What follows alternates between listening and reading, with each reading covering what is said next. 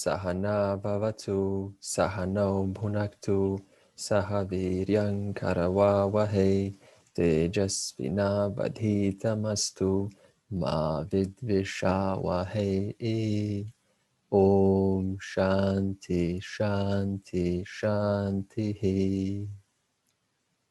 Parthaya Pratibodhitam Bhagavata Narayanena Swayam Vyasena Gratitam Purana Munina Madhye Mahabharatam Advaita Amrita Varshinim Bhagavatim Ashtadasha Adhyayinim Ambatvam Asunandadhami Bhagavad Gita Bhavadveshinim.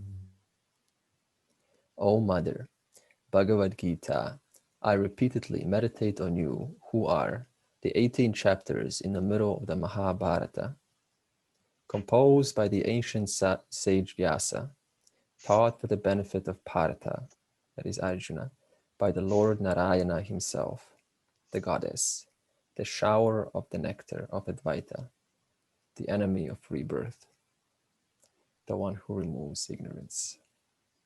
Okay, in chapter 10, Krishna showed a sample of his divine glories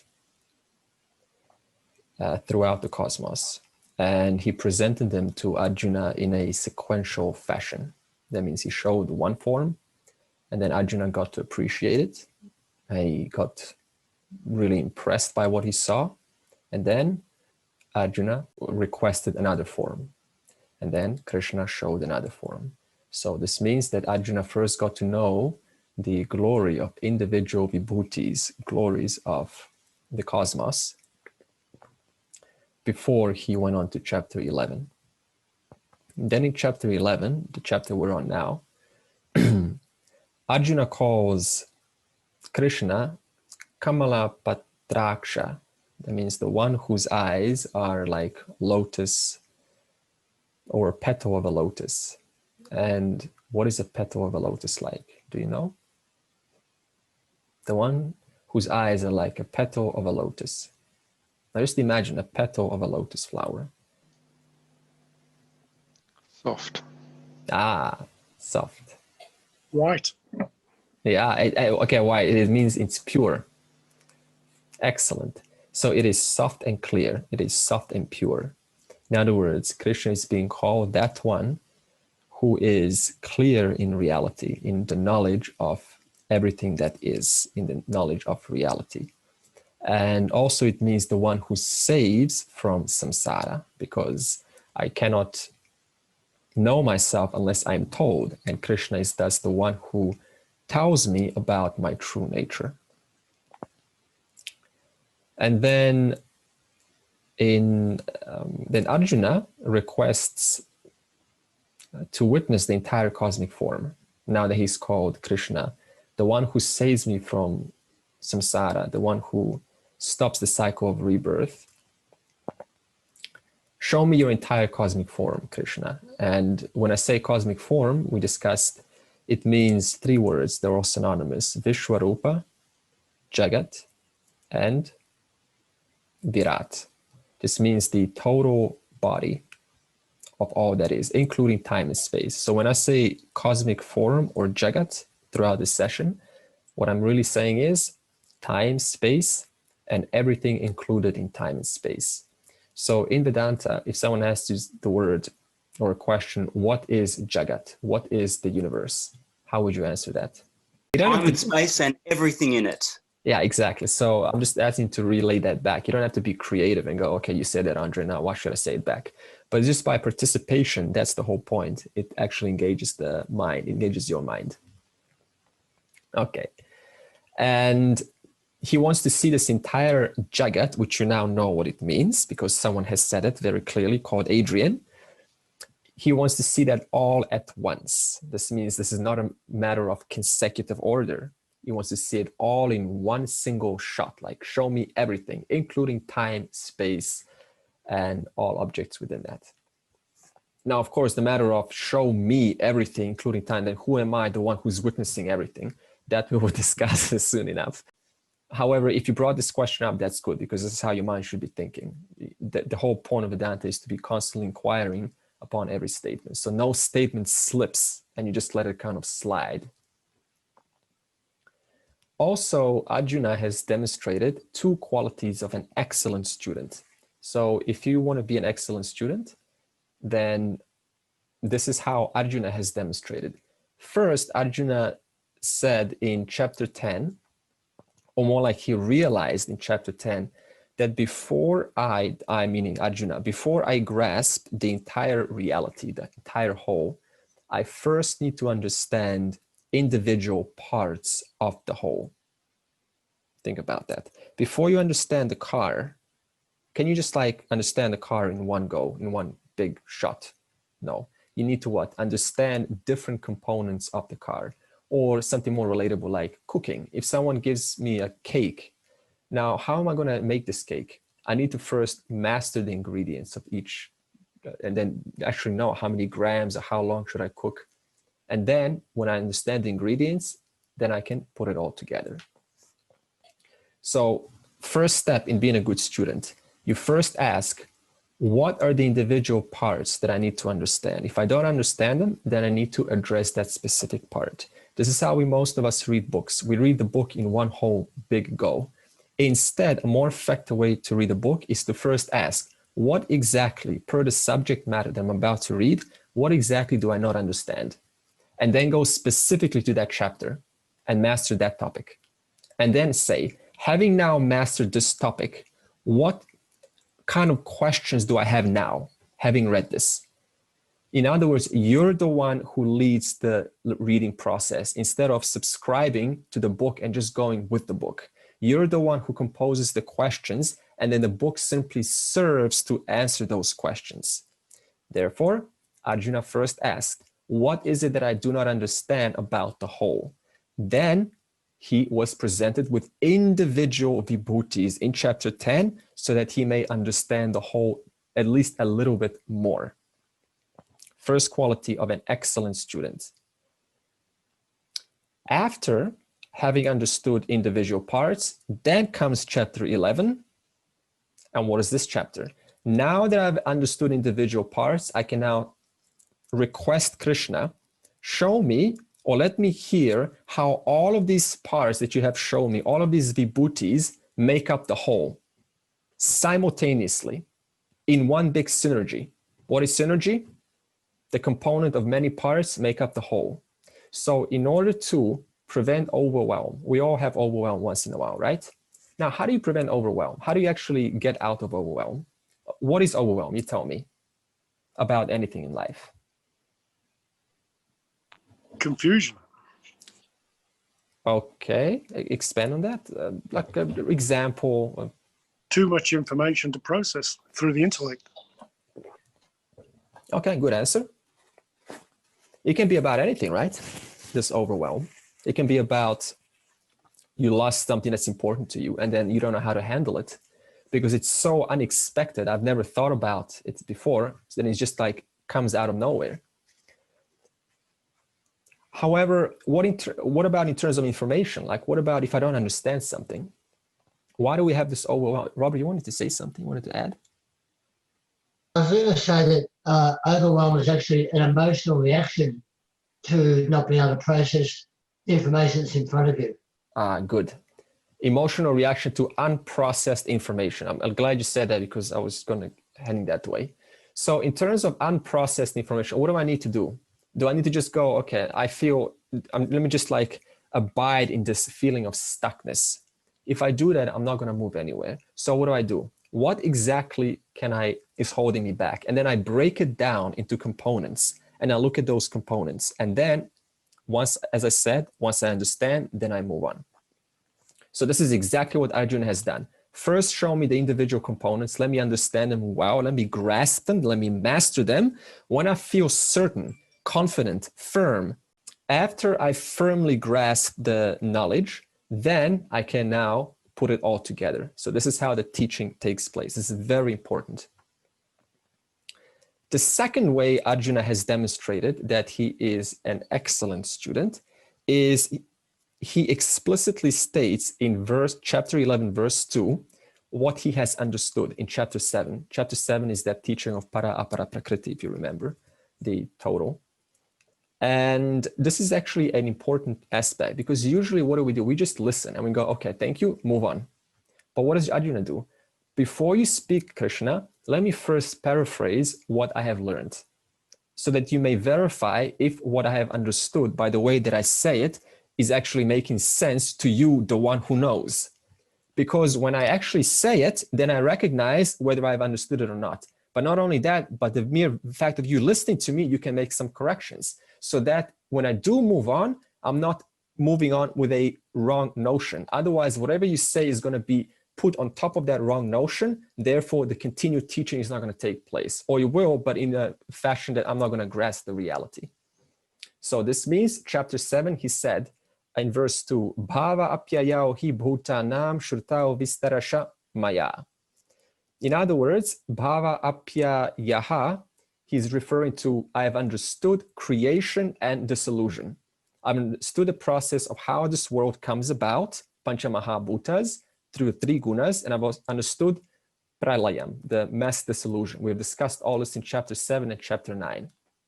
He then also says bhutanam, of many things. So Arjuna says, I've understood the reality of many things. And what is this reality? Bhutanam. In other words, the pancha bhuta, the 5 elements. In other words, this entire world comes from the 5 elements: space, air, fire, water, earth. That's the Vedic model. You can also use the scientific model. You can say the periodic table of elements. So it doesn't really matter. In other words, the point is, Arjuna explicitly states assertively, he doesn't say, I hope Krishna asks me a question. He says, stop. Let me paraphrase if I've understood what you have told me. He takes the action, the lead. That's a mark of a good student. He also states that I've understood chapter 8. Remember chapter 8? All about how to die, death. It's all about dying in chapter 8. When to die, how to die, why to die. I don't think we talked about why to die. We just talked about dying. So again, Arjuna here explicitly states, I've understood even the process of dying. Chapter 11, verse 3, we discussed last week. Arjuna then makes a request after explicitly stating what he has learned. Now, let me see the entire universe of beings, of events, and of all things interconnecting, working together, happening at once in one single time. Not that we can say time because time is included, but in one single go. Let me see it all. Then 11.8, verse 8, Arjuna then was given Divya Chakshuhu, divine vision. We remember this by Lord Krishna. Now, what is this Divya Chakshuhu? I'll just give you some context so you can relate. Imagine being given a microscope. You're going to see something other than what you see. Now, careful here. Often now in chapter 11, our minds tends to go into a wild imagination mode. When I say, if I give you a microscope, it's not like you're going to see something new. You're still going to recognize basic laws and orders of reality, like movement, like splitting, coming together, shapes, circles, ellipse. So it's not like you're going to go, well, I've never seen an ellipse before. I've never seen 2 cells coming together. So in other words, even though you're going to see something, it's not like you're going to see something new. You're just going to get a different, a deeper reality about what is already true right now. So that's what Divya Chakshuhu is, one example. Another is, suppose you go to a movie like Avatar. You've been to Avatar or some 3D movie? You know when they give you those special glasses? So the movie without the glasses is fine, right? You can still watch it and enjoy it. But it's only when you're given these glasses, it's not like now I put on these glasses and I'm seeing something new. I'm seeing exactly the same as an ordinary movie, except there's an extra dimension onto what is already true. So Divya Chakshuhu can also be looked at like that. The reason I'm stating this is so that the mind doesn't go wild as I'm about to expound the following verses of what Arjuna is saying. So just look at chapter 11 as what I am seeing is already there, but only to my, what we call mala, my impurities of the mind, I'm unable to see more than what I'm seeing right now. Another example is of this Divya Chakshuhu. Imagine watching a movie on your mobile phone, and then you watch the same movie on an IMAX. It's not like the movie is different, but there is a difference in experience, isn't there? It's much vaster, it's much more immersive, much more kind of like there's a new dimension to it. So these are some of the examples of what it means to be given a Divya Chakshuhu. What is this Divya Chakshuhu? Purity of the mind. It is not some special place where Arjuna is now in some different world, looking at the universe from top above and going, okay, I'm in a different place. This is all Dvaita thinking, trying to get out of earth and using it, chapter 11 as an escape from living right here, right now. Okay, so always going to bring you back down to earth. That's what whole Bhagavad Gita is about. Living here as a normal human being, just recognizing a greater depth to reality that is already present right now. Now, before Arjuna speaks, first, let's see what Sanjaya has to say, because Sanjaya is in verse 9. Who's Sanjaya? He's a confidant of King Dhritarashtra. A confidant just means a close associate or his charioteer. And Sanjaya will speak between verse 9 to 13. So get verse 9 ready. Sanjaya uvacha evam uktva tato rajan mahayogeshwaro harihi darshayamasa parthaya paramam rupam aishwaram. Having spoken thus, O King, then the limitless Lord of all yogis, whose grace destroys all papa, showed to Arjuna his wondrous all-inclusive form. And would someone like to read the bottom part? When Arjuna said, O King, then the Lord showed Arjuna his cosmic form, says Sanjaya. Sanjaya refers to Krishna here as the Lord of all yogis, Yogesvara, who is also limitless, Mahan, and who is called Hari because his grace destroys all papa. The form he showed to Arjuna was one that includes all forms. That was Parama. Any given form generally excludes every other form, but here it is one form containing all forms, each of which still enjoys its own form. That is the beauty. If all wax forms are rolled into one form, the individual forms are lost. But here, in one sweep of vision, you can see one form consisting of all forms. This cosmic form, Bhagavan, showed to Arjuna. Then Sanjaya, who also could see that cosmic form, continues with his own description of the whole thing. Sanjaya named Krishna here Yogi of all yogis. So whatever power a yogi has, nothing excels the one from whom all individual powers come. So next time you see a yogi who wants to impress you, show you some siddhis, a book comes up, let me show you some siddhi powers. You can say or understand, no matter what you show me, that power resolves into Ishvara. We don't waste time chasing powers. Why? Because he is the yogi of all yogis. Therefore, my attention goes on that one, not on individual yogis with individual limited powers. Harihi evam uktva. Harihi indicates Lord Krishna being none other than Lord Vishnu, because Harihi is also associated to Lord Vishnu. Who is Lord Vishnu? Vishvarupa of Ishvara. Who is Lord Vishnu? When Ishvara plays the role from the standpoint of the sustainer of the universe. That is Vishnu. Harihi also means the one who absorbs or withdraws all impurities or papam. From whom? From you. How? By aligning with the laws and orders of the universe. then he is the one who withdraws those impurities and absorbs them. Which does what? It prevents the bhakta's mind from recognizing divinity in all forms. So as long as there's impurity in my mind, I'm unable to recognize divinity in this world. Then what am I going to call the world? Just the world, with all sorts of opinions. Why? Because there's impurities in this mind. Filters, raga, dvesha, likes and dislikes. Because of those filters, I'm unable to see that this world is much more than just the world. Now, what type of Lord is he? This Harihi? Maha Yogeshwaraha. That is the one who has powers of purification. In other words, whereby otherwise I would take years to purify through karma yoga and upasana. He's the one who in one snap takes it all these impurities away. That's what is done to Arjuna, at least temporarily. And through these powers, what happened to Arjuna's antahkarana means the mind. It temporarily removed mala, impurities.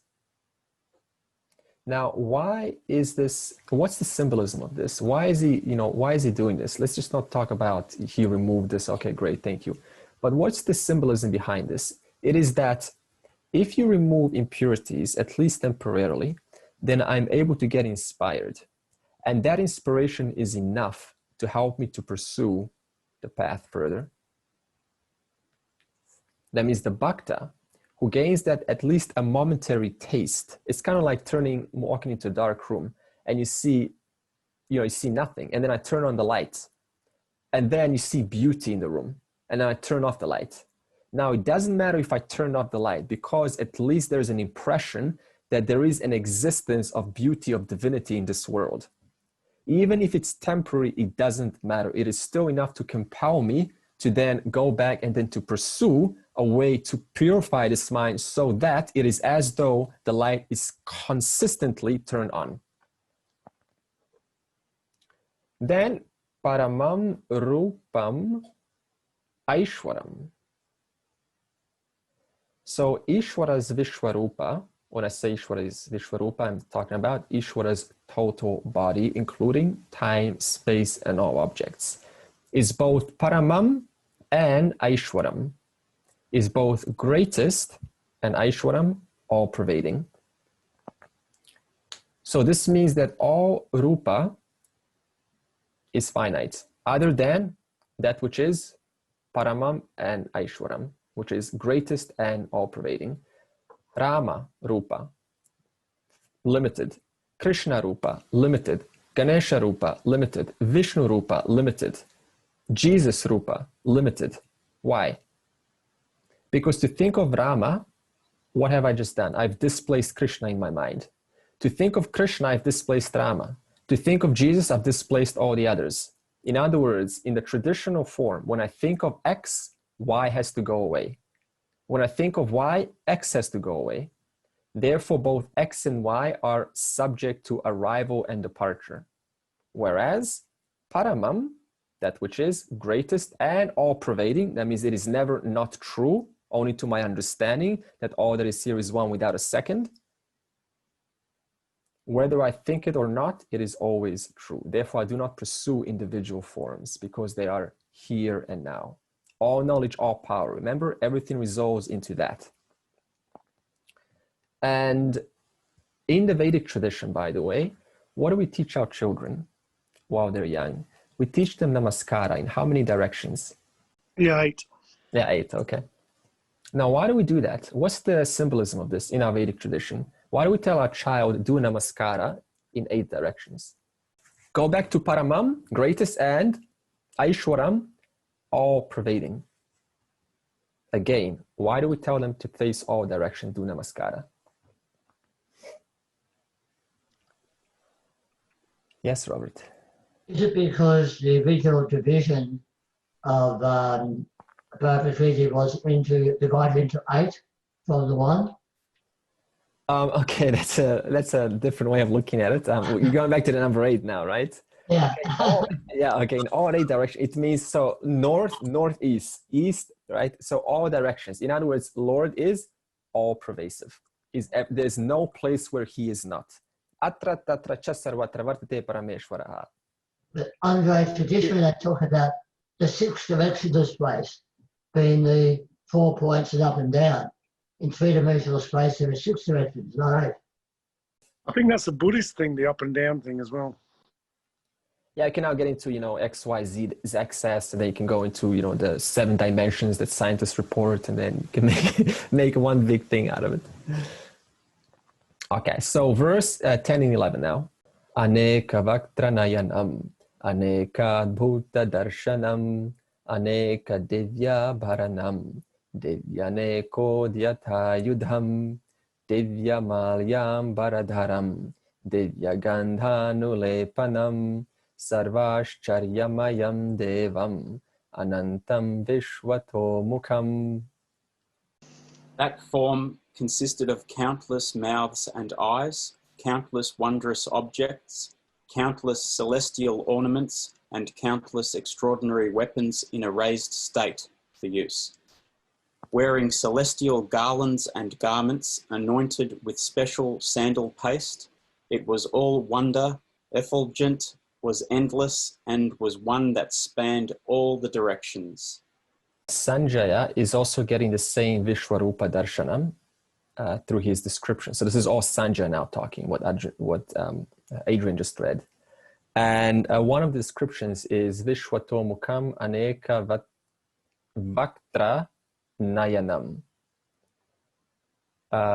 So here we go. So Lord faces in all directions with many mouths and eyes. Think about this. What comes to mind now? A Lord facing in all directions with many mouths and eyes. What is the mind now going to do?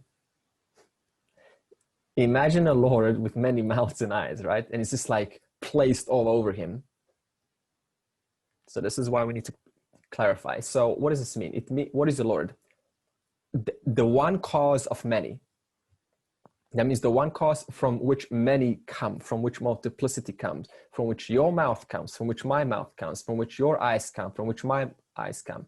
Therefore, all mouths and eyes of all jivas throughout the universe are none other than Bhagavans. Therefore, he faces in all directions. That means there's no place where he is not, with many mouths and eyes. Then Aneka Divya Abharanam. So Parameshwaraha, which is Paramaishwaraha, the highest Lord, is the one with many ornaments. So this means all of the ornaments that we enjoy, that you and I enjoy, like the necklace that you're going, oh, such a nice necklace. Oh, look at my ring. Oh, look at my bracelet. Oh, look at my house. That's another ornament. Look at my 9-volume books. That's another ornament. Look at my knowledge. That's another ornament. Everything's an ornament. Is his. Andre, when he said countless celestial ornaments, didn't he mean the stars? No, celestial ornaments. Okay, stars are included because this is poetical, by the way. So not only is it ornaments of world, but also ornaments of the cosmos. All ornaments. So and also that I'm also bringing it down to earth. So you're not going now out there in space, celestials. Because think about it this way: what relevance is it going to have to you if I start talking about the stars right now? Yeah, so we bring it down to earth. So there's also a method to teaching. So all ornaments are Bhagavans. Therefore, we remind ourselves that I'm only ever borrowing his ornaments. And one day, all of those ornaments I will return back to him, including this ornament, the body. That's another ornament. The very ornament which I'm using to enjoy myself here on earth, that is also his. And claiming power and victory and knowledge, that is also because of him. And one day I will return it because at some point in time, this body was not here on earth. It was born. And whatever is born must go. Therefore, I will have to return this ornament also.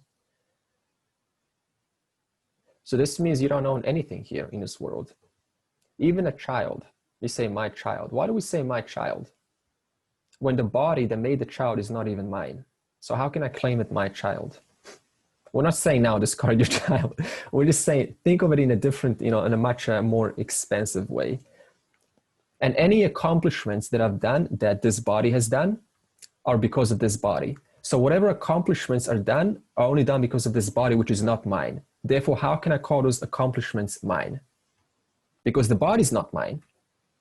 Therefore, everything is his. Divya aneka udyata ayudham. He wields countless divine weapons. Again, don't imagine now a Lord with 1,000 hands holding a different weapon in each hand.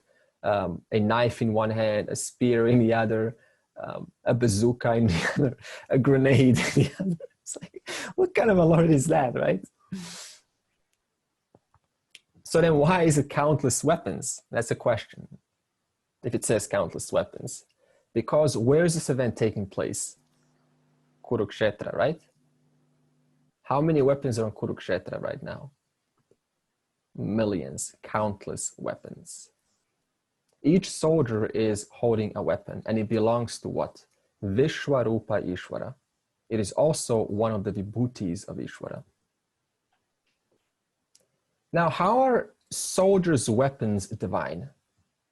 Because it says divine weapons. I said they're divine. How are they divine now? I mean, they're ordinary weapons, right? So there's two ways to look at this. If it's a weapon of a person, it is not divine because it's just a weapon. I'm holding a knife. Okay, knife, nice knife. But if that weapon that I'm holding is understood to be a property of God, automatically its status changes from ordinary weapon, laukika, to Ishwarasya, of Ishwara. Because that weapon is also upadana karanam, material cause, which is just atoms, particles, resolving into upadana karanam. Therefore, it's all about where your focus is. Yes, Robert, please. So our body belongs to Ishvara, and everything we own belongs to Ishvara. Does our free will belong to Ishvara? Free will is another law and order of Ishvara, which, yes, so everything is Ishvara's, but also there are some laws like free will, which we can use for moving through this world. Because free will is just another, a subtler law like gravity or electromagnetism or cause and effect or dharma and karma. Yeah, so it's another law that is given for us to specifically use according to our decisions. Yeah. Okay, and now what's the difference between, again, between divine and non-divine? Anything? Just your attitude. Ah, good. So what's the difference between divine wife and non-divine wife? A divine wife, you see it as Ishvara. Yeah. Excellent. In other words, there's an association. What I see, I associate to divinity, to Ishvara, because the one cause from which many come, including my wife. For example, apple is an apple if I buy it in a shop, is it not? Yeah. What happens when I take that apple to a temple? It becomes what? Prasada. Prasad. Yeah. Yeah. In other words, an ordinary apple that you just draw faces on. I don't know what kids do with apples nowadays. That same apple becomes, you have a different relationship with it the moment you take it inside a temple. Same thing as I said last week. What is the Vishvarupa? It is as though this entire universe is inside a temple. Therefore, your attitude, your relationship changes to everything in a subtle way. I'm not saying now, don't stand up for yourself and so on. But there is a underlining a certain maturity about the way you're approaching things. There's more patience, and not so quick to lash out and, to put an opinion about someone and then, or not to understand them. It's a little bit more patient about it. So if we recognize that everything resolves in this one cause, then nothing is secular anymore. What I used to see as secular now becomes a sacred. Therefore, nothing really changed. Everything remains the same. It is just about what I understand this world to be. That's the whole point of the Shastra, to change my understanding. And the second reason how the weapons are divine is whenever a weapon is associated to protecting dharma, then that weapon is associated to the Lord. Therefore, it becomes divine. Also, I want to now clear up some confusion before we move on about Vishvarupa Darshanam, just so that the mind doesn't go wild imagining dualistic concepts. In the following verses, generally what Krishna will say is, I am showing Arjuna Vishvarupa. Now, do not think that this implies now that Vishvarupa isn't here now, and only after gaining Divya Chakshuhu, then Vishvarupa or divinity will become true. No. What does Vishvarupa mean? It means by aligning myself, by aligning my understanding with universal orders of this universe. By doing that through my own act, through my own free will, as Robert was pointing out, then through Lord's grace, He alone removes the obstacles preventing the appreciation of the divinity, of Vishvarupa Ishvara. How did that come? How did that appreciation come of divinity? By my actions first, by aligning myself with Dharma. Therefore, it is work on the part of the individual. This means before removal of these impurities, world equals secular. After removing these impurities, the world, that same world which I used to call world and secular, now becomes sacred. Therefore, Vishvarupa is not a physical event that we're now about to talk about. It's not some event that Arjuna's, having some time in space over there, and we're here just listening, feeling small, and he's over there in some greater reality, and we're going, wow, I want to reach that. It's got nothing to do with that, because the whole Vishvarupa Darshanam can be taken as a metaphor. That means chapter 11 is a metaphor. Metaphor of what? As someone said nicely here, it is an attitudinal perspective change about the very world that I live in right now. Attitude change.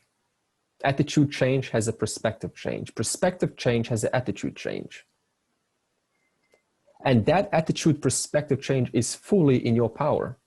Who doesn't have the ability, who doesn't have 24 hours in a day to make some decisions and do things differently than I used to do it yesterday?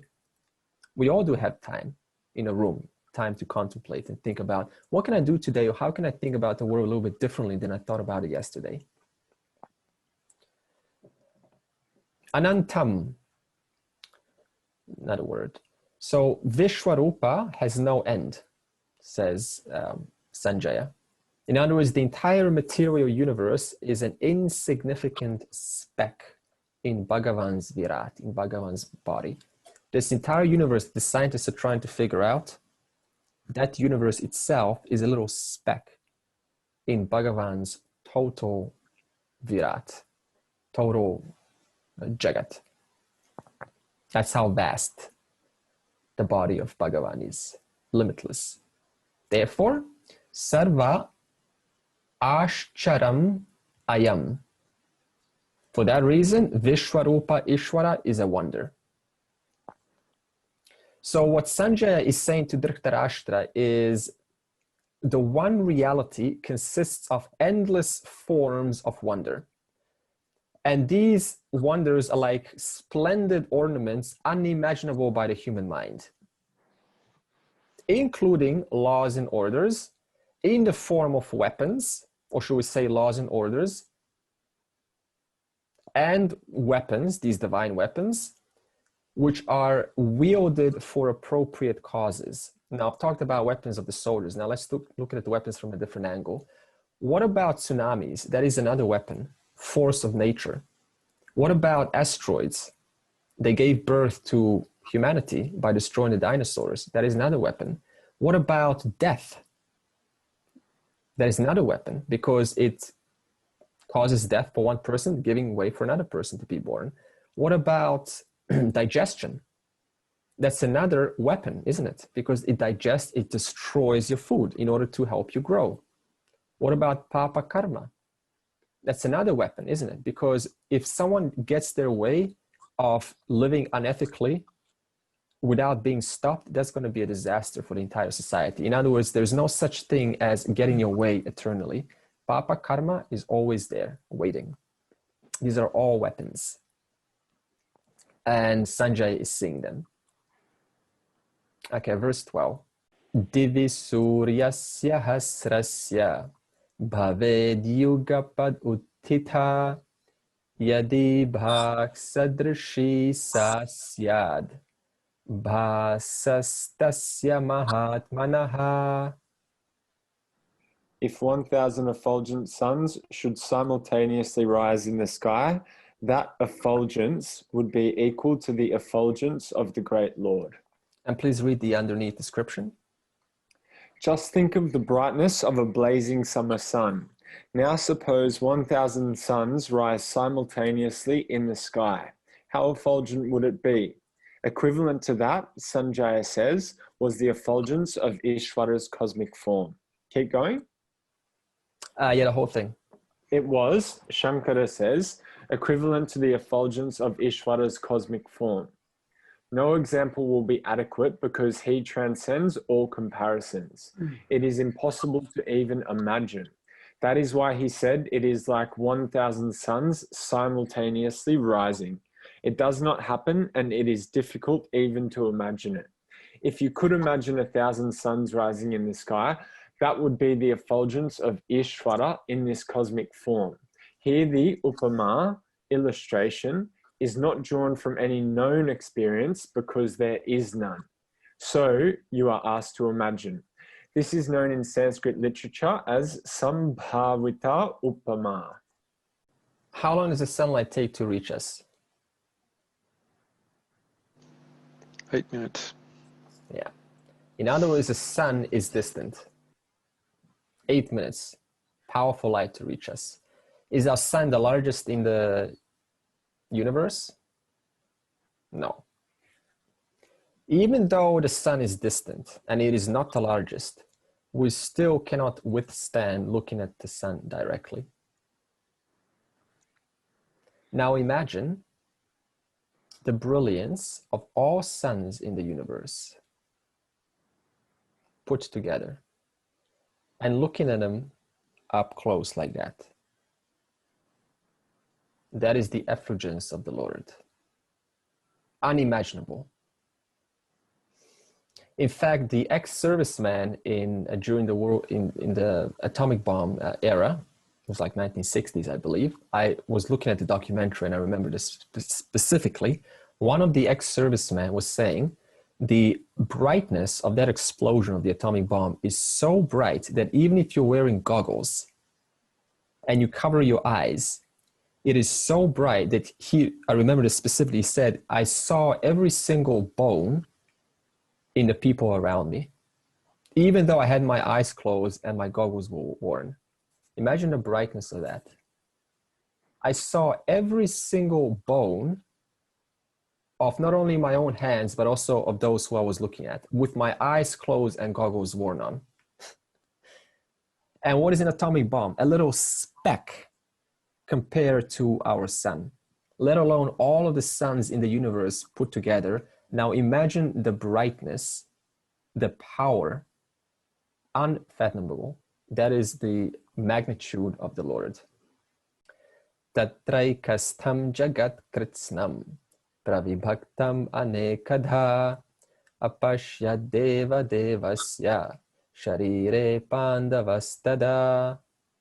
Then there in the body of the Lord of all gods, Pandava, saw the entire world remaining in a single form, but distinctly divided in a manifold way. And the underneath? There, in that Vishvarupa, this entire world remaining within the boundaries of one form retained the distinction of each form therein. It was divided in many ways into celestials, devas, humans, manushyas, the mains, etc. Shankara says, included are the animals, yakshas, rakshasas, gandharvas, all in one form. Arjuna saw all this in that particular form, the body of the Lord of all the gods. So when we say the total body of Ishvara, the total body, and as I said, total body is Virat, Vishvarupa, or Jagat. They're synonymous words. For the sake of grasping, because it's so hard to imagine, what is this total body? Because we can only grasp as much as our room or even a country. But if you talk about the total body, which not only includes objects, but also time, space, and objects included, let's make it more graspable. This total body can be taken as infinite space in whom all objects exist. So just think of your room now. Your room has space, and that space accommodates different objects, like the laptop you're looking at now, or the computer, or your phone, right? So all of these objects in this world are accommodated by this space. Now just imagine expanding that space, and it accommodates everything in this universe. So that's one way to grasp this. That means the total body in whom all objects exist. And then you go one step further. What is Virat? What is Jagat?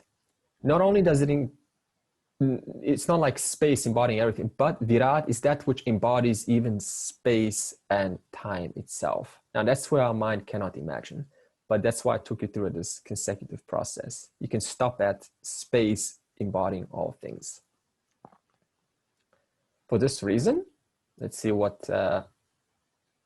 Sanjaya says. Kritsnam Jagat ekastam apashyat. So Arjuna sees 14 lokas, that means the entire existence, in Ishvara's total body. Now you know what total body is, that I've given you the context. And this universe that we speak of, anekadha pravibhaktam, is divided into infinite forms, each resolving into the next. For example, your house resolves into the suburb.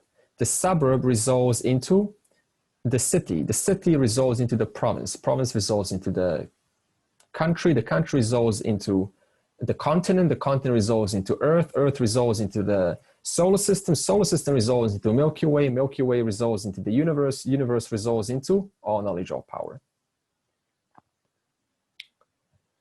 So many forms, and they all resolve into the one. That means they're not apart from the one. Therefore, all forms retain their unique personality, but they're never separate from the one. For example, look at your thumb. That thumb has a different personality than your index finger, right? Two different personalities. Index finger is kind of like, flirty or something, and the thumb is like strong or, like protective or something. Or you can make up words, whatever you want. Now, those two little personalities, are they apart from the one total body? No. In the same way, every form in this universe, whether you're talking about a bird, a fish, a tiger, a cat, they are of the one total body and never apart from it.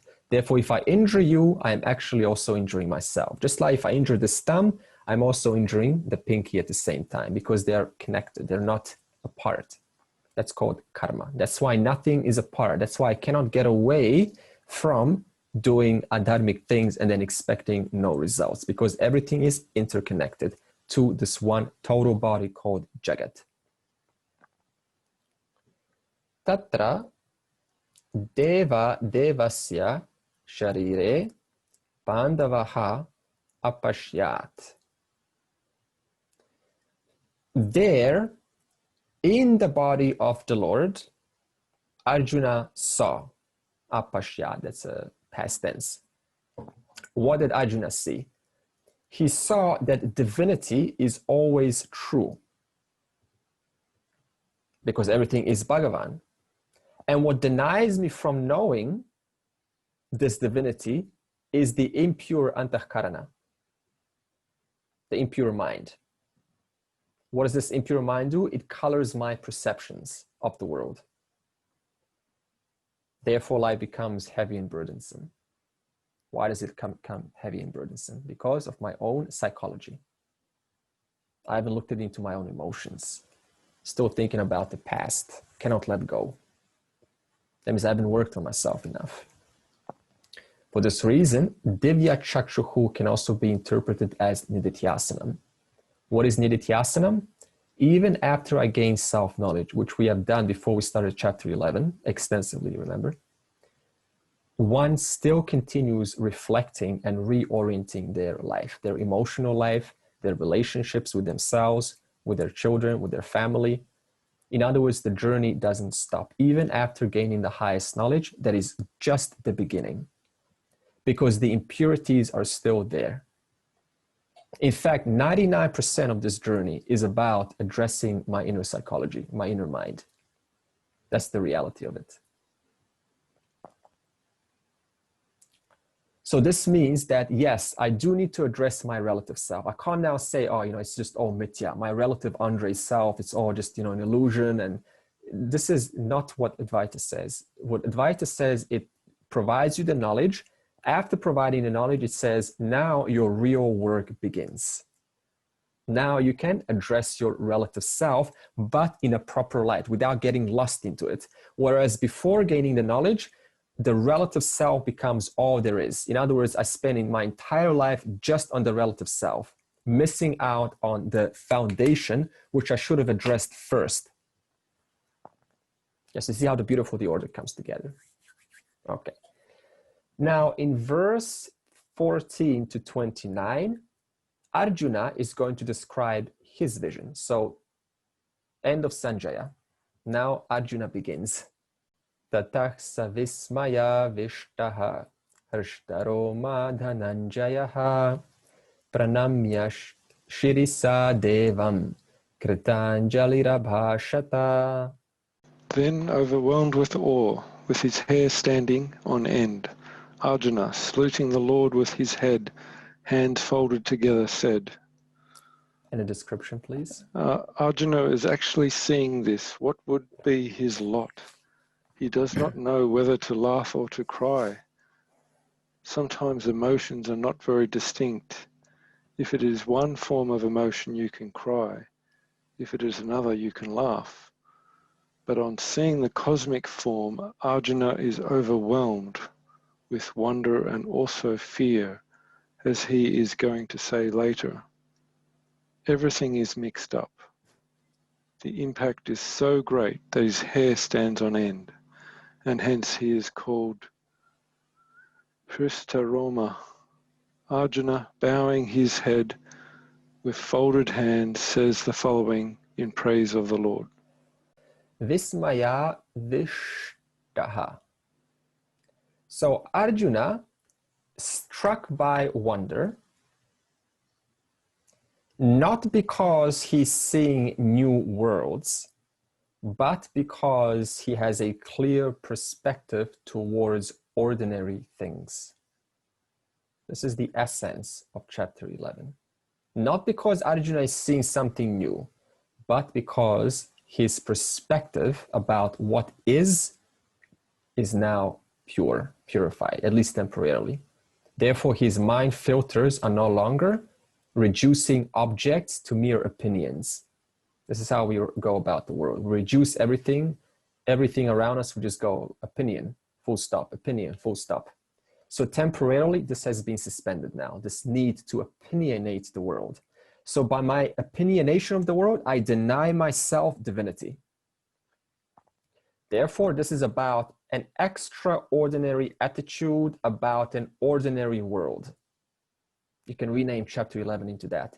Having an extraordinary attitude about an ordinary world. And because the impact was so great, it says in the verse, Arjuna started to express emotions at a physical level, because even though his mind, his antakaran, is immersed in the vision, because there's a body-mind connection, because he was so overwhelmed, he had a physical emotion. He had started to, express different emotions. What kind of emotions? In India, they're called navarasas. If you do a play, I'm sure you will know about this. In other words, Arjuna had 9 emotions simultaneously: anger, horror, humor, peace, revulsion, sorrow, valor, wonder. Imagine having all of that simultaneously. No, we cannot imagine because we only have one. Yeah, so Arjuna had that. Now let's relate to Arjuna. Let's maybe make it more relatable to us human beings. When one person dies, that's not related to you. Is that a big deal? Is that like on the news when one person dies? No. Right now, people have died. We don't see that on the news. What happens when 50 million people die? Big deal, right? It's on the news. It has a different impact. Now, what's the difference? One person died, 50 million. I mean, it's still death. But why do I have so much of a greater impact? Why does it impact me so much more when there's this vaster number? The answer is not really important. The point is, it does have a greater impact. Same thing with Ganga. How many people dip themselves in the Ganga each year? Millions. Right now they're doing it. Or maybe not because it's getting colder. Oh, they are. Well, what about Kumbh Mela? Yeah, hundreds and thousands, or whatever the number is, of sadhus come into the Ganga. That is a divine sight, isn't it? Well, what's the difference? I mean, there's just more people dipping themselves in the river, but there is a greater impact. So that's what Arjuna is now experiencing. Or ants. We'll go back to our ants example. I think I used ants some other time. They have 2D vision, ants. Now imagine telling to an ant, imagine giving an ant 3D vision, because we have 3D vision, X, Y, Z axis. Ants only have X, Y. What would an ant be like? Wow, this is amazing. Yeah. In the same way, Arjuna is seeing many more dimensions to reality. Again, don't let your mind now go into fly out. Oh, okay, so there are things here that I'm not seeing, like light and animals floating by and everything. No, it's just, that means my understanding is more mature. Thus, I see reality in a more mature way.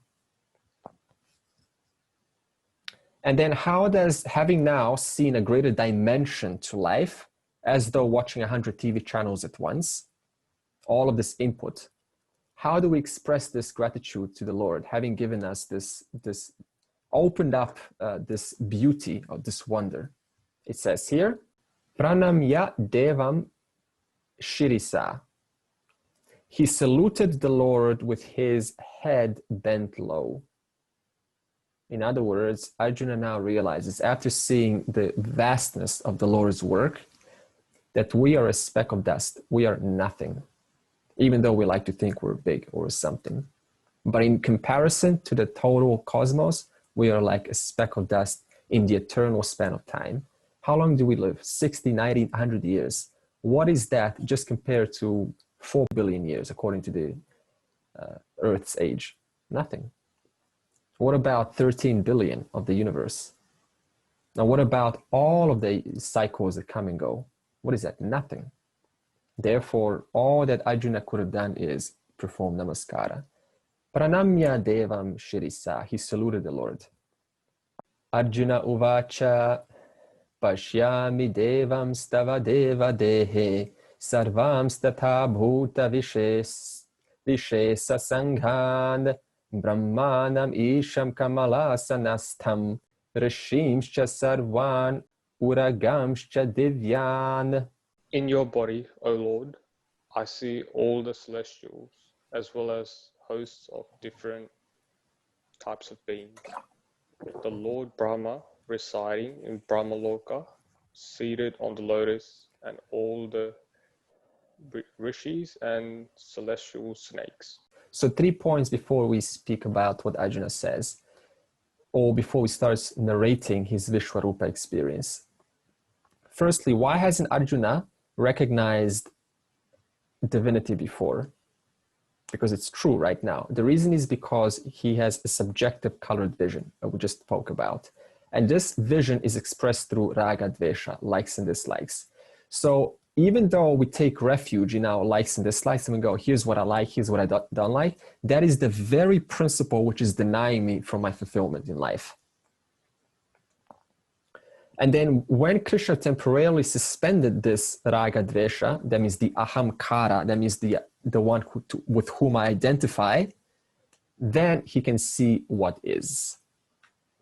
Therefore, he's able to appreciate the reality. And now the question is, how is this world wondrous? Because all we're going to see now is the world is wondrous. How is the world wondrous with the current state of the affairs that are going on in the world? Okay, because he's saying, okay, how is this, it's kind of sound like a disconnection. The book's talking about it's a wondrous world. If I look at on earth, there's, crimes happening here. There's divisions going on in countries. No one seems to be agreeing. Everyone has a different idea of Ishvara. There's no respect today, and it's all just, for ourselves. How is it wondrous? So the world is not a wonder if I see it from a standpoint of earth alone. That means if my vision is only stuck in this world, that means all there is for me is this earth, and that's the only reality there is, then you cannot say it's wondrous, because it is so much more than just wondrous here on earth. But if you look at it from a standpoint of the eternal cosmos, then earth and humans become insignificant. Remember, earth is not the only place in the universe. The universe is, as we described, it's got no beginning, no end. So from the standpoint of the cosmos, it is wondrous. Therefore, if I look at this world from the standpoint of the jiva, who is born in this little place called earth, then my experience is going to be likely unpleasant. But if I look at this world from a standpoint of Ishvara, then there is only wonderment. Right? So again, it is the focus that I have. The third point is, why is there a meter change in this verse? You will notice. The reason is because in those times when something was important, we didn't have a highlighter. We couldn't just put a highlighter. Because we wrote on palm leaves, right? So the only way you could highlight something that is worthy of listening to is you change the meter. Therefore, that's why the meter has changed. Okay. Aham dehe aham devan pashyami. In your body, I see multitudes, pashyami, of living beings. That means all living beings that we get fascinated about, archangels and angels and rakshasas and devas and manushas and animals, all of them I see. That means they all resolve into you alone. Brahmanam Isham. I also see Brahma in Brahma Loka. Now, what is Brahma Loka? What is Brahma? This is Ishvara from the standpoint of the intelligent creator. So when you look at Ishvara from the standpoint of that one who intelligently creates, that is called Brahma. And there's also symbolism here. Have you ever noticed, of course you have, that Brahma is seated on a lotus and it is born out of Vishnu's navel. You notice that, right? What's the symbolism of this? Does anyone know? Yeah, Vishnu represents the macrocosmic causal body. That means the body from which everything is caused, or the world that is caused. From what? From Vishnu. This is called Samashti Karana Sharira. That means the macrocosmic causal body. That place that when you go to sleep, that place of bliss, Anandamaya Kosha. Yeah, so you you're abiding in Vishnu every single night. when there's nothing, when everyone resolves, including animals, into that place of nothingness, just pure existence. And what is Vishnu? Existence, the one who sustains existence. And what's the nature of this existence? Pure bliss, ananda, limitless bliss. Now, what is the lotus that Brahma is sitting on? The lotus is the samashti sukshma sharira, the macrocosmic subtle body. And what is this subtle body? It's the total knowledge of everything. For example, you only know knowledge about a few things in your life. I only know some knowledge about a few things in my life. So we all have individual knowledge. All of those individual sukshma shariras, that means minds, resolve into the one total knowledge. And that is called that lotus. That's what the lotus represents. That means sattva guna, all knowledge. Therefore, lotus is also equivalent to sattva guna. Then what does Brahma represent? Brahma represents sukshma, samashti sukshma sharira pratibimba chaitanya. In other words, the macrocosmic subtle body infused with consciousness. Pratibimba means reflected consciousness, just consciousness. In other words, when consciousness, which is Brahman, when it is identified with total knowledge, that is called Brahma. When Brahman, that is consciousness, identified with individual knowledge, that is called Jiva. Then Sarvan Rishin. I see all the sages, most of them being anonymous. That means all of those sages that wrote the Upanishads that you will never meet, that do not have the need to put their names and claim their authorship of the material, I see them too, because they all are also not apart from Bhagavan. Then Uragan, that means serpents. I see serpents, like Vasuki. Vasuki I spoke in lesson 85. This is a snake around Shiva's neck that you see. Another is Samudra Mantha, the churning of the ocean milk. That was also Vasuki. Also Uragan is the Ananta Shesha. Ananta Shesha is the serpent which the Vishnu is lying on. That's called the Ananta Shesha. So I see both. I see the Vasuki and Ananta Shesha. Now, this brings up a question, by the way. All of these terms that I'm referring to, like Brahma Loka and Vishnu, it sounds like, 14 lokas. Now, the question is Arjuna seeing 14 lokas? Or can we interpret this in a different way? The answer is we can interpret his vision in two different ways. Firstly, the descriptions are poetical in nature. This is the first way you can look at it. So now you don't have to go, okay, so he's looking at 14 lokas, worlds out there. It's just poetry, to creative use of words. How do we know it can be poetical? For example, in verse 26, it is said that Bhishma, Drona, and Karna are entering the mouth of the Lord, who are then being chewed down to pieces, being torn to bits. But in actuality, Arjuna killed Bhishma, Drona, and Karna. Way two that you can interpret this is, even if you say that that Arjuna is seeing higher worlds, then you can say that is irrelevant to our inquiry, because how is that going to help you in your life now that Arjuna is seeing higher worlds? How does it have any relevance into our life? Therefore, seeing other worlds does not guarantee moksha. For example, Indra, who is the king of Swargaloka, he's still a Mahasamsari. Right? He doesn't know his absolute nature. He's just really intelligent, but he doesn't know his absolute true nature. So seeing higher worlds doesn't necessarily guarantee moksha at all. What is important, though, is that Vishvarupa Darshana, which we're talking about, is not about seeing extraordinary things, by the way. We're not trying to get stuck on what Arjuna is seeing. It is rather recognizing that the ordinary world is Vishvarupa of the Lord. The ordinary world that you and I live in is Vishvarupa of God. That's what chapter 11 is about.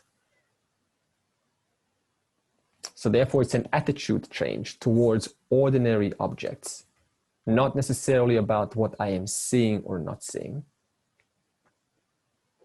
Okay, verse 16. Aneka bahu darva vaktra netram pashyami tvam sarvato nantarupam nantam namatyam na punastavadim pashyami vishweshwara vishwarupa. I see you having countless arms, stomachs, mouths, and eyes. From every quarter you have endless forms. I see that you have no end, no middle, and again no beginning, O Lord of creation, Lord of the cosmic form. This verse is, again, bringing Vishvarupa Darshanam, as I've been speaking, down to earth, something that you and I can relate to. So again, this is not having a superior vision, this Vishvarupa Darshanam. It is having a superior attitude towards ordinary daily experiences. And that is pointed out in Aneka Bahu Udara Vaktra Netram Pashyami. So I see Vishvarupa of the Lord, who has countless arms, hands, stomach, faces, and eyes. Now, obviously, here's where I bring it down to earth. Obviously, you're not going to have a Lord with eyes and stomachs all over him. Therefore, what is it really saying? All these organs that I mentioned, they are of each individual, that means of you and I, and they are all Vishvarupa. For example, there's no two thumbs that are the same, no two thumbprints are the same, no two eyes that are the same. Okay, and then na antam, na matyam, na punaha, tava adim. I do not see a beginning, middle, nor end of Jagat. Scientists today are still trying to, they cannot pinpoint a beginning and the end of the universe. Now, if you cannot pinpoint an end and the beginning of the universe, how are you going to pinpoint the middle? Therefore, I do not see beginning, middle, nor end to this Jagat. Now, question. I'm going to give you a quiz. Can Arjuna now see computers and mobile phones and aeroplanes and submarines, considering he's being shown everything by the Lord himself? Could he see that? Yes. Okay, Yes. we need to explain why. Think about it carefully. I think no, No, okay, Mina, why not? because we said it was a change in the attitude, the way we are seeing the existing things in front of us. Good. Okay, let's. He can only see everything within the limits of his own imagination. Okay, and okay, let's extend this inquiry. Suppose that Ishvara now has, this ability to show, everything, past, present, and future. Suppose Arjuna was now seeing the future. Could he see mobile phones of today and submarines and airplanes? Only in his imagination. No. No. No. Why not? No, because the potential for those things hasn't been folded yet. Excellent. Yeah. You see? Excellent answer, right? Remember what we said, there's no such thing as fate, as set future. It is up to our needs. It is according to our thinking that we design instruments. If we have no need for a submarine, that means if everything was peaceful between two nations, then we would have never designed submarines. So Arjuna, yes? Andre, even that designing, that knowledge comes from Brahman and, Lord. So Yeah. even though the potential wasn't there, but still ultimately the knowledge comes from him, or power and knowledge. Yeah. In other words, we use the knowledge to create our own, to mold our own creation. But that knowledge to actually move, you know, hands and physics and all, that's already there. But then we think, okay, according to what is available for me, how can I create something that can put a tube in the sky so it can interact with the aerodynamic forces of the air? Yeah, so we depend on the physics of the air, of gravity, but we still have to think, you know, to create something to put it up there. Yeah, but that hasn't been manifested yet during Arjuna's time. Therefore, he cannot see mobile phones, computers, and submarines and ships and so on, because the potential, as Thomas said, hasn't yet been manifested. Andre, does it really matter what Arjuna was actually seeing, in the sense that what maybe isn't the whole point of the description being that he can see the Lord everywhere, and it doesn't really matter what exact object he's saying? Yeah, nice. So he doesn't matter what he's seeing. See, and also someone else said, according to his imagination, Martin said this, what Arjuna is seeing is only things that are directly known or indirectly known to him, but it doesn't matter whether it's imagination or not. All he's seeing is the Lord, either way. Kritika, have I answered your question? Yeah. So again, you see, we're not trying to get caught up on the objects. As Mina said, we're only interested in attitude trained from a standpoint of our lives right here, right now. Verse 17.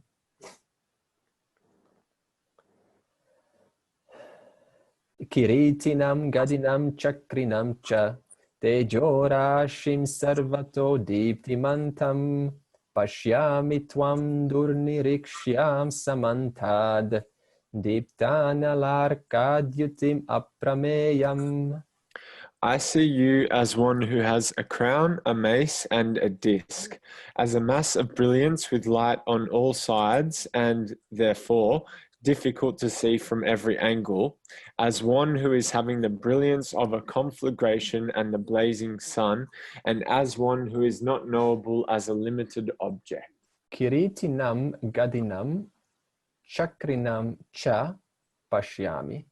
So I see you, Lord, traditionally depicted in the form which we commonly worship. That means the one with 4 arms, like Ganesha. You notice Ganesha 4 arms, Vishnu 4 arms, Krishna 4 arms.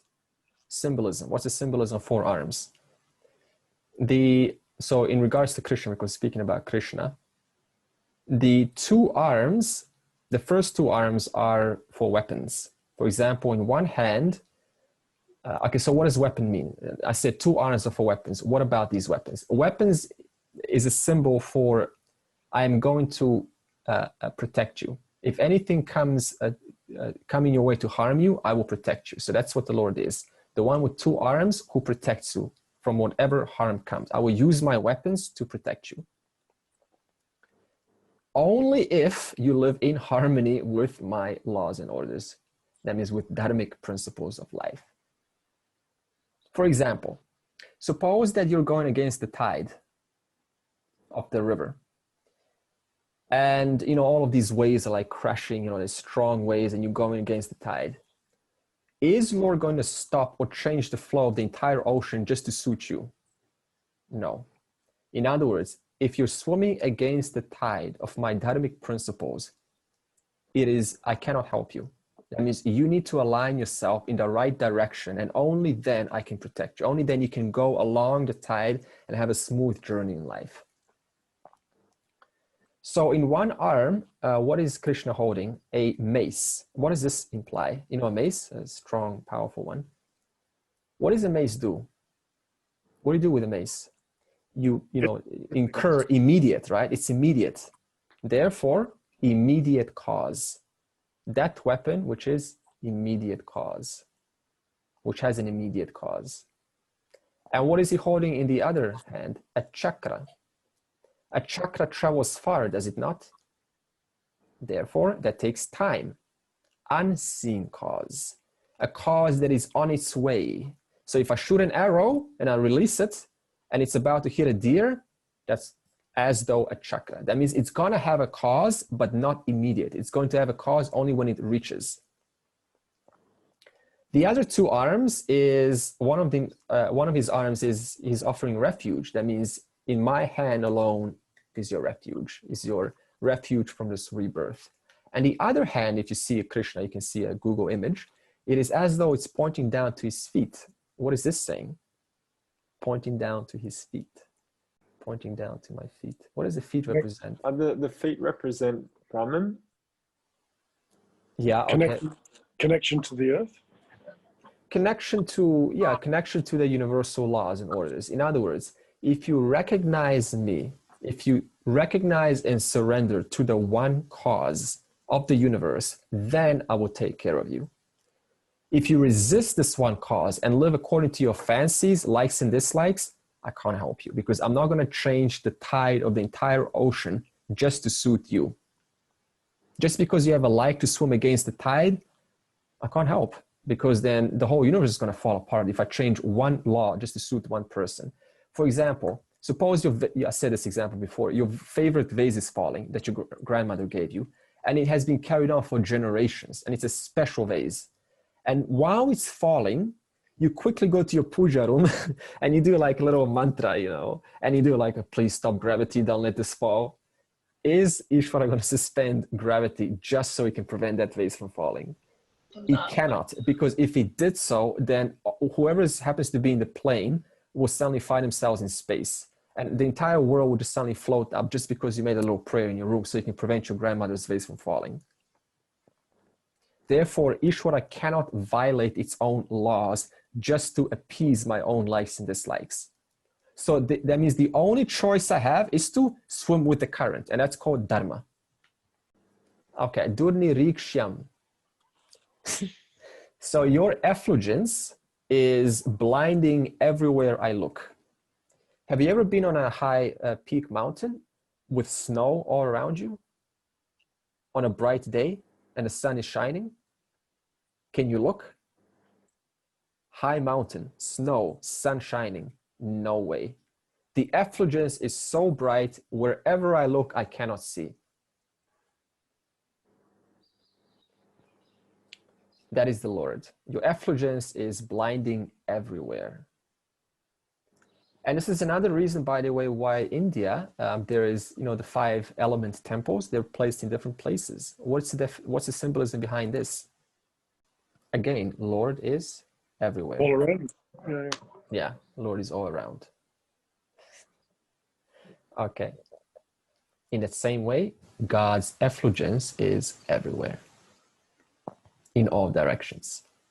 Therefore, the 5 element temples are in all directions. Aprameyam.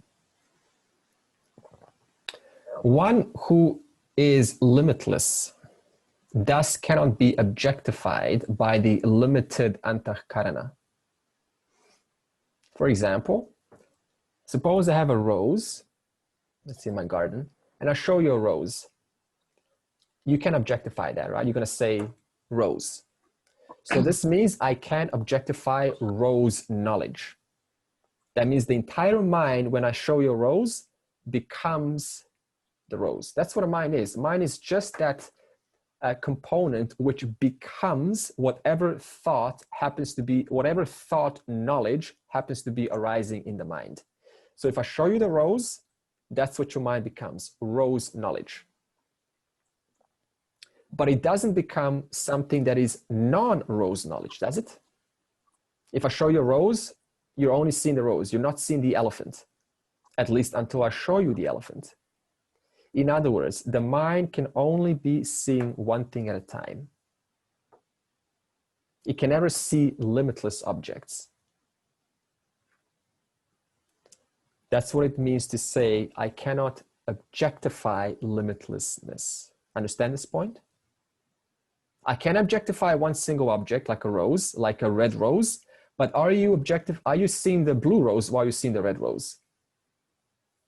No. When I show you a red rose, you're not seeing the blue rose. In other words, in order to see the red rose, I must not see the blue rose. To see the blue rose, I must take away the red rose, and only then I can see the blue rose. Which means that the mind can only objectify one object at a time, but never more than one. let alone infinite objects, that is limitlessness, aprameyam. Therefore, aprameyam cannot be objectified owing to the limitations of the antahkarana, of your and my antahkarana, of the mind. Why? Because limitlessness has no beginning and end. It has no boundaries. It does not begin here and stop here like a rose. Like a rose begins here and stops here. But limitlessness has no boundaries. Therefore, I cannot objectify it. So what does this mean, if you think about it? Limitlessness cannot be objectified. It means that it is indirectly pointing to consciousness. It is referring to consciousness. How do you know that? Okay, what is the only principle which you cannot objectify?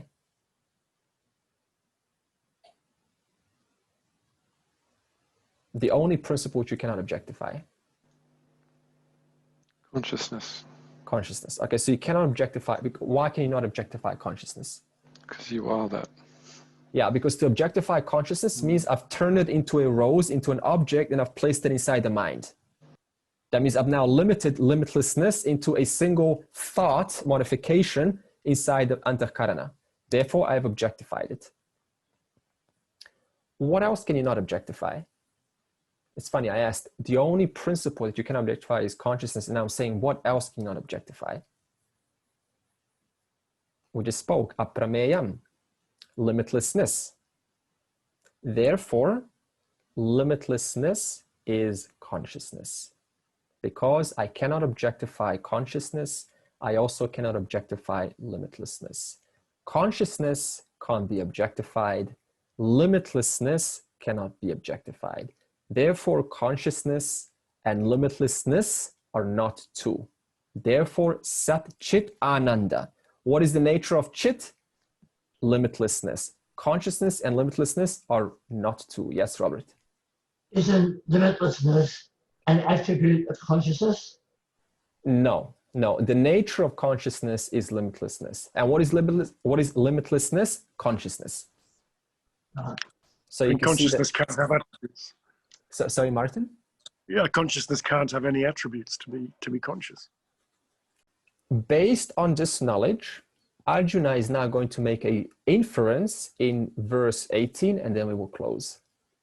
Tvam aksharam paramam veditavyam, tvam asya vishwasya param nidhanam, tvam avyaya shaswata dharma gopta, sanatanas tvam purusho matome.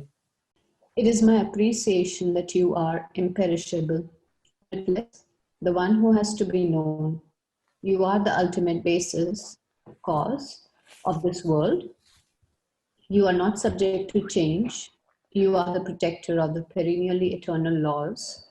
You are eternal and you are the complete being. Tvam aksharam paramam veditavyam. O Lord, you are the eternal one from the standpoint of saguna and nirguna. Okay, what is saguna? Saguna means with the three gunas, that means manifestation. Now, you are eternal from the standpoint of saguna, which means that creation always exists. It is eternal itself. Creation has two states, manifest and unmanifest. So just because there is no creation does not mean it's not eternal. It's just in unmanifest mode. Also, the Puranas beautifully say that there's a metaphor in the Puranas. During pralayam, that means the macro samashti dissolution, Krishna is floating on a leaf. You may or may not have heard this. Now, what's the symbolism of this? It means that in Maya, creation is withheld. And this is called Yoga Nidra of the Lord. In Maya, the potential for creation is in unmanifest. It is withheld, withdrawn. Just like your entire life is withdrawn during your own sleep. And then when you wake up, that entire life projects itself. That means it continues where it left off. In the same way, the samashti, the entire universe, withdraws itself into Maya, It's called Yoga Nidra of Parameshwaraha. And then another cycle begins, and that entire world of that is Vishnu, the total causal body, projects the world of form, and then the new cycle begins. And also, it is the you are also the eternal Nirguna. Nirguna means Brahman. Nirguna also means the final reality, which was never born. And because it was never born, thus it has no end.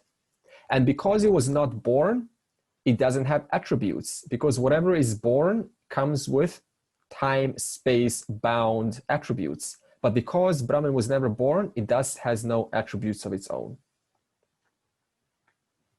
And don't say Maya is an attribute of Brahman. Maya is a power in Brahman. And Maya and Brahman are not apart. The limitless nature of Brahman is Maya. So what Arjuna is saying is, it is clear to me now, Lord, that you have shown me this, that Ishvara is the Jagat Karanam, the cause of the universe. And for that reason, Lord alone, because he is the cause of this entire universe, he alone is to be properly understood by every human being. All other knowledge is incidental. Knowledge of how to cook, knowledge of how to drive a car, knowledge of running a business, knowledge of this and that, that is all coming naturally as you maneuver yourself through life. But the only knowledge worthy of pursuing is the proper understanding of Ishvara. That means Nimitta and Upadana Karanam, the cause of the universe. In other words, knowledge of Satyam, we spoke already, I'm sure you know what that means, alone is worthy of living for. Why is it alone worthy of living for? Because all mithya objects that I see around me all resolve, are all changing into the one, and they all resolve into the one ultimate cause, which is Ishvara, being both Nimitta and Upadana Karanam of all objects and laws and orders that I witness. For example, ornaments, as attractive as they are, like your ring and your earring, that you go, ooh, nice earring, ooh, so nice. That resolves into what? The gold. Now, isn't it funny? When someone gives you a ring, do you ever go, oh, wow, what interesting gold? Do you ever do that? Even though the entire ring depends on the gold, you don't mention the main substance, the main cause of that ring. We go straight into the ring and go, oh, nice ring. Next time someone gives you something, try and say the substance of that and see what the kind of response they get you. Buy them a ring or something, or say, hey, can you buy me a ring? And then you go, oh, nice gold, or nice silverware, or nice hydrogen and molecules. Not romantic. Okay, 5 more minutes. Shashwata Dharma Gopta. You uphold the eternal universal ethical values called Dharma. Because you are the cause of this universe, whatever arises out of you has to abide by Dharma. If it doesn't, it suffers. Not immediately, because I have both my chakra and my mace. Therefore, there's sometimes unseen causes, and there's sometimes I will throw my mace, my immediate weapon, onto you. I will whack you on the head. Stop it. Come back to the flow of life. That's why no one can get out of Dharma. That's why there's no such thing as doing something and then thinking I can get away with it. Because the person that's doing it also is of the one cause. And then Purushaha. Purushaha is a common word in the scriptures. Here it just means, as it means in most places, the one being in whom everything exists. Ishvara. Nimitta Upadana Karanam. So what Arjuna is saying, finally, is knowing your vastness, now knowing your vastness through first-hand experience, now the Shastra makes more sense than ever. Because I've witnessed firsthand all of the things that the Shastras have been talking about. You indeed, Lord, are the ultimate basis of everything that I hope for, that I aspire to, that I wish, and that I make my life out of. My entire life is centered on you, Lord. Why? Because everything I desire, wish, like, hope for, aspire to, ultimately resolves into you. However, this is indirect knowledge that Arjuna is saying. It sounds very inspirational, doesn't it? But this is still inferential for Arjuna. How do we know? Because soon enough, as you will see next week or so, Arjuna is going to get frightened about what he sees. It's easy to talk, isn't it? But when Krishna shows him some more interesting, devotees, some more glories, then Arjuna is going to say, oh, please come back to your original form. Why does Arjuna say this? Because he saw himself as a separate witness to the witness. He saw himself as two different, as apart from the whole. Therefore, he got scared about what was being seen, as though what was being seen is going to hurt the witness, the one who's looking. If he did understand the full vision, then we would not have chapter 12. And he would have also said it in a different way. He would have said, oh Lord, what I am seeing now, I understand that the reality of me and Ishvara is not two. Everything is me. But Arjuna does not say that. Therefore, there is space for teaching. And thus, the teaching will continue next week. Om Purnamadav Purnamidam Purnat Purnamudachyate Purnasya Purnamadaya Purnameva Vashishyate. Om Shanti Shanti Shanti.